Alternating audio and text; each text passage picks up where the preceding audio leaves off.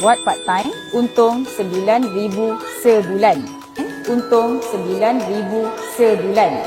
Video ni untuk anda yang mungkin nak resign ataupun suri rumah, yang nak duduk dekat rumah tapi dapat extra income RM9,000 sebulan. Pastikan tengok video ni sampai habis sebab Kak Miza nak share banyak sangat tips macam mana dapat income part time RM9,000 sebulan. Kau buat apa malam-malam kat sini? Dia halau kau lagi ke? Jom balik rumah aku. Kau tinggal je lah kat sini. Aku rasa dia tak cari kau tu. Bahayalah dekat luar tu. Tapi aku tak nak susahkan kau. Aku pun tak ada duit sekarang nak bayar kau. Alah, kita ni kan kawan.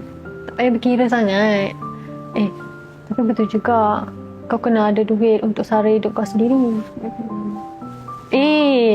Aku ada lah satu apps yang boleh buat duit. Best gila. Sekejap kau download je apps ni. Lepas tu kau add on the customer service.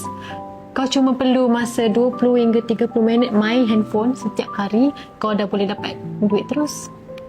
Setiap hari kau main, setiap hari tu kau boleh dapat sampai RM5,000. Tapi kalau kau nak lebih, kau kena buat lama.